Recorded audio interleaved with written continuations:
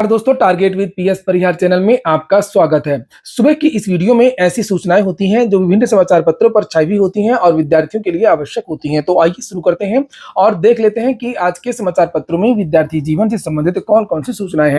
तो वीडियो को जल्दी से लाइक कर दें, शेयर कर दें और जिन छात्रों ने चैनल को अभी भी सब्सक्राइब न किया हो तो जल्दी से सब्सक्राइब कर लें ताकि आप लोगों को इसी प्रकार की ऑथेंटिक अपडेट से सबसे पहले मिलती रहे। चलिए शुरू करते हैं, बात कर लेते हैं सबसे पहले शिक्षा सेवा चयन आयोग की और शिक्षक भर्तियों की।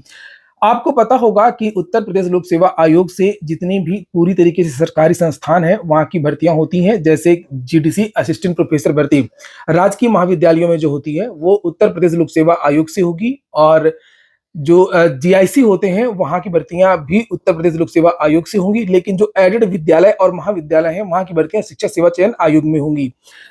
और ये विद्यालय होते हैं, चाहे वो राजकीय महाविद्यालय हो चाहे वो एडेड महाविद्यालय हो, दोनों का पाठ्यक्रम एक है लेकिन भर्ती की अर्हताओं में विषमता है। दोनों की अर्हताएं अलग अलग हैं। जो असिस्टेंट प्रोफेसर भर्ती आती है लोक सेवा आयोग से, उसकी अर्हता में योग्यता में अंतर है, और जो असिस्टेंट प्रोफेसर की भर्ती शिक्षा सेवा चयन आयोग से आनी है या चयन बोर्ड से आती थी, उसकी अर्हता में अंतर था।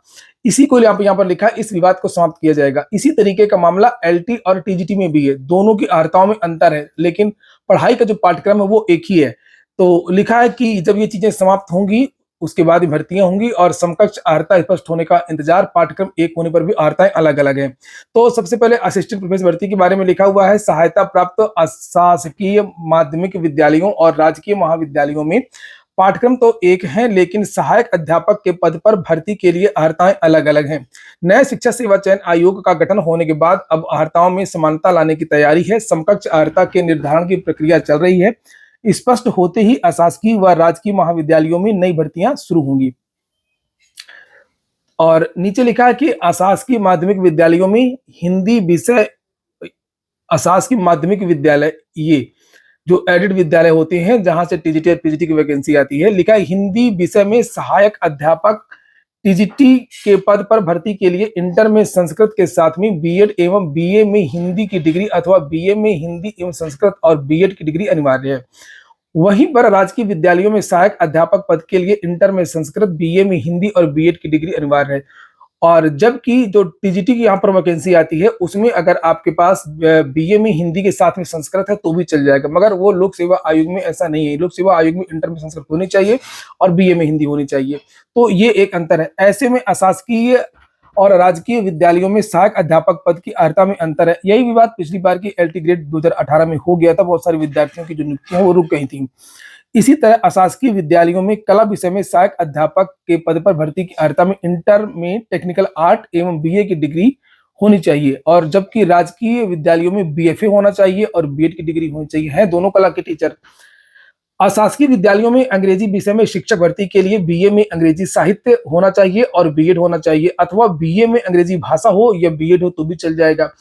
जबकि यहाँ पर लिखा है कि राजकीय विद्यालयों में बीए में अंग्रेजी साहित्य और बीएड ही की डिग्री ही अनिवार्य है। तो यहाँ पर अभ्यर्थी लंबे समय से सवाल उठाते रहे हैं कि जब अशासकीय और राजकीय विद्यालयों में समान पाठ्यक्रम लागू हो तो शिक्षकों के पद पर भर्ती के लिए अर्हताएं अलग क्यों है। बहुत पुराना मामला है, ये आज का नहीं है, और इसकी दसियों साल से मांग की जा रही है। लेकिन सरकारी काम है, ये इसी तरीके से होते हैं। एक सिग्नेचर में, एक दस्तखत में मामला दसियों साल तक लटका रहता है। आप लोगों ने एक सुना होगा कि एक कहानी सुनी होगी आपने व्हाट्सएप पे या फेसबुक पे, आपने हो सकता है देखी हो, कि एक जिलाधिकारी अपने कार्यालय से बाहर निकल रहे थे और एक ठंड में भिखारी सिकुड़ रहा था। तो जिलाधिकारी ने अपने कर्मचारी से कहा कि इस भिखारी को कंबल की व्यवस्था किया जाए। अगले दिन जब जिलाधिकारी अपने कार्यालय आते हैं तो देखते हैं उसको कंबल नहीं मिल पाता है। फिर वो अपने कर्मचारी से पूछते हैं इसको कंबल क्यों नहीं मिला। तो कर्मचारी ने बताया कि सर अभी गणना हो रही है। उसके बाद में कहा ठीक है गणना करवा लीजिए कितने भिखारी हैं। उसके बाद में फिर जिलाधिकारी चले गए, फिर लौट करके आए। दूसरे दिन तो देखा कंबल उसको फिर भी नहीं मिल पाया। इसके बाद में फिर जिलाधिकारी ने अपने कर्मचारी से पूछा कि इसको कंबल क्यों नहीं मिला। तो उन्होंने कहा कि सर अभी हम इसका जो बजट तैयार कर रहे हैं, बजट तैयार करने के बाद में प्रस्ताव बना करके भेजेंगे, जल्दी ही बजट की संस्तुति हो जाएगी और सबको कंबल मिल जाएंगे। उसके बाद में फिर जिलाधिकारी तीसरे दिन आते हैं, लौट करके देखते हैं तो भिखारी को जो भयानक सर्दी में जो सिकुड़ रहा था, फील्ड पर लेटा हुआ था, मरणासन अवस्था में था। जिलाधिकारी ने पूछा कि इसको अभी तक कंबल क्यों नहीं मिला, अभी बजट आवंटित नहीं हुआ, क्या हुआ। तो उन्होंने कहा कि बजट तो आवंटित हो गया, कंबल के लिए टेंडर दिया गया है और जैसे ही टेंडर हो जाएगा कंपनी प्रोवाइड करा देगी। और उसके बाद में फिर जिलाधिकारी महोदय चले जाते हैं और फिर 1-2 दिन बाद आते हैं और देखते हैं कि भिखारी अभी वहीं पर पड़ा हुआ है। और यही क्रम चलता रहता है और एक दिन भिखारी की मृत्यु हो जाती है और उसको कंबल नहीं मिल पाता है। तो वही हाल है यहाँ पर, विद्यार्थी मरे जा रहे हैं, विद्यार्थी आत्महत्या कर रहे हैं, विद्यार्थी प्रयागराज छोड़ रहे हैं, विद्यार्थी ओवर एज हो रहे हैं, लेकिन ये जो मामला है, समकक्ष अर्हता का मामला और नए आयोग का मामला ज्यों का त्यों है। सरकारें आती हैं, सरकारें जाती हैं, इसकी पहले भी सरकारें थी और वर्तमान सरकार भी है। एक सरकार की गलती नहीं है। ऐसा नहीं है कि ये इसी भाजपा सरकार में ही ऐसा हो रहा है। जो बात कहूँगा मैं निष्पक्ष तरीके से कहूँगा। कोई भी सरकार आई, बहुत सारी सरकारें आई और सरकारी काम इसी तरीके से होते रहे हैं और यही आगे भी उम्मीद है कि यही आगे भी हो। भर्ती में 5-5 साल लग जाते हैं, 10-10 साल लग जाते हैं और अगली जो सूचना है वो टीजीटी, पीजीटी के फर्जीवाड़े की है। लिखा है एडेड विद्यालयों में पहले भी सेंधमारी कर चुके हैं फर्जी शिक्षक, भर्ती माफिया तक कभी नहीं पहुंची जांच एजेंसियां। फर्जीवाड़ा से बचने का कोई भी पुख्ता इंतजाम नहीं है। अशासकीय सहायता प्राप्त एडेड माध्यमिक विद्यालयों में फर्जी नियुक्ति पत्र से नौकरी पाने का खेल कई बार हो चुका है। इसके बावजूद विभाग की ओर से ऐसे फर्जीवाड़े रोकने के लिए कोई पुख्ता इंतजाम नहीं किए गए हैं, ना ही फर्जी नियुक्ति पत्र तैयार करने वाले सरगना तक जांच एजेंसियां पहुंच पाई है। ताजा मामला कानपुर का है, वहां पर फर्जीवाड़ा पकड़ा गया तो पुलिस ने मुकदमा दर्ज करके जांच शुरू कर दी है। एडेड विद्यालयों में फर्जी नियुक्ति पत्र के जरिए नौकरी पाने का खेल अमूमन विभागीय स्थानांतरण और नई भर्ती के समय होता है, जिससे कि भीड़ में वह पकड़े न जाए। 2018 में स्थानांतरण सीजन में 3 फर्जी शिक्षक बनाए गए थे और उस समय पीलीभीत के एक इंटर कॉलेज से 3 फर्जी शिक्षकों का स्थानांतरण दिखाया गया। वह फर्जी स्थानांतरण आदेश लेकर के प्रत्युष झा हरदोई, उसके बाद उत्कर्ष झा अंबेडकर नगर और जितेंद्र यादव मैनपुरी पहुंचा था। हरदोई और अंबेडकर नगर के डीआईओएस ने ज्वाइन नहीं करवाया, जबकि मैनपुरी के डीआईओएस ने ज्वाइनिंग करवा दी। जितेंद्र यादव ने करीब 1 वर्ष तक नौकरी किया और वेतन भी लिया। जब उसकी शिकायत हुई तो मामला प्रकाश में आया, जांच हुई तो उसे हटा दिया गया और मुकदमा हुआ, लेकिन रिकवरी नहीं हुई। अगली सूचना है नई भर्ती की। नवोदय विद्यालय समिति में नौकरी के मौके जो नॉन टीचिंग वैकेंसी आई, जिसके बारे में मैंने कल ही आपको लोगों को बताया था कि लास्ट डेट बढ़ा दी गई है इसकी। अब विद्यार्थी 7 मई तक आवेदन कर सकते हैं। 1370 पदों पर भर्ती निकली है। विभिन्न प्रकार के पद हैं, तो आप लोग जाकर के देख सकते हैं। अगली सूचना लखनऊ विश्वविद्यालय की है। 19 केंद्रों पर होंगी बीबीए और बीसीए की परीक्षा। लखनऊ विश्वविद्यालय ने बुधवार को सब सेमेस्टर परीक्षाओं के लिए बीबीए और बीसीए पाठ्यक्रम की परीक्षाओं के लिए परीक्षा केंद्रों की सूची जारी कर दी है और बीबीएयू में सेमेस्टर परीक्षा भी 18 तारीख से शुरू होंगी। राज्य विश्वविद्यालय की सूचना है रज्जू भैया की। लिखा है राज्य विश्वविद्यालय में बीटेक और एमटेक एआई और डाटा साइंस की भी पढ़ाई होगी। नए सत्र के लिए आवेदन शुरू हो चुके हैं। बीए एलएलबी बी फार्मा में भी प्रवेश हो रहा है।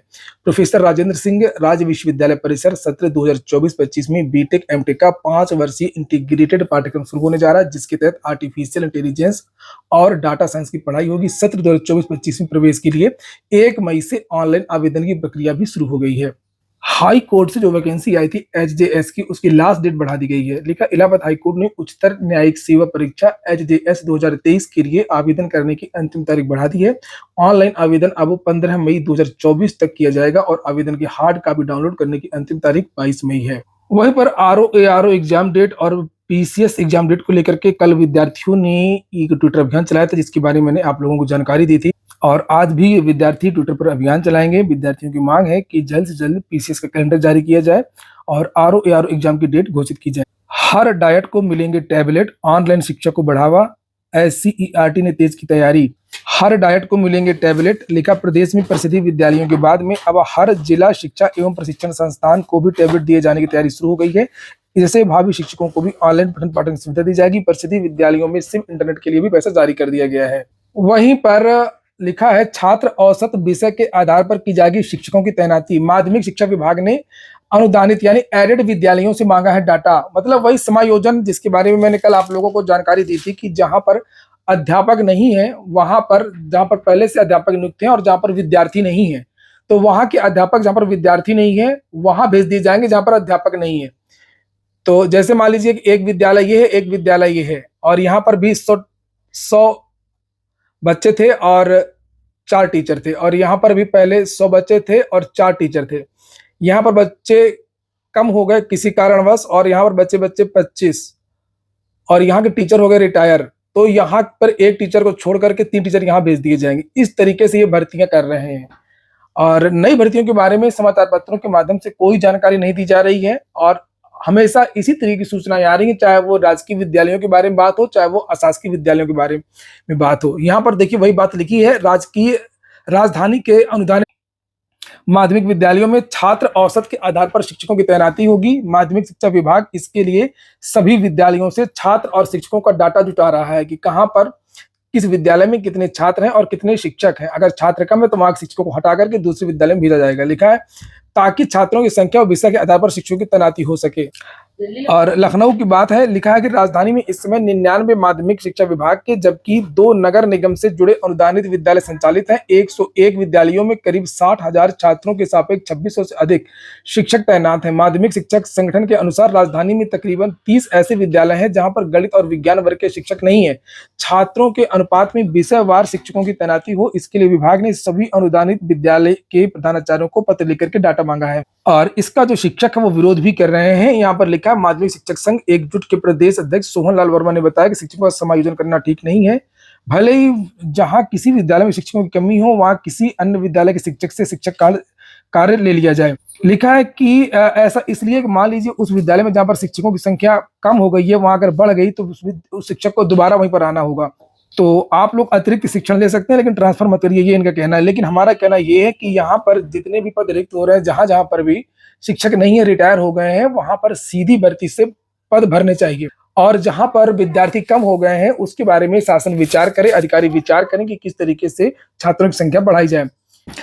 नहीं तो धीरे धीरे ये सारे के सारे जो विद्यालय हैं वो समाप्त हो जाएंगे और इन विद्यालयों में जो गरीब छात्र हैं, गांव के लोग हैं, वो विद्यार्थी पढ़ते हैं। बाकी जो प्राइवेट विद्यालय हैं उनके बारे में तो आपको सभी को पता ही है कि वहां पर क्या होता है। तो ठीक है दोस्तों, ये हो गया आज का वीडियो आपको अच्छा लगा हो, आपके काम का हो तो लाइक अवश्य कर दें। जिन छात्रों ने चैनल को सब्सक्राइब न किया हो सब्सक्राइब कर लें। पूरा वीडियो सुनने के लिए बहुत बहुत धन्यवाद।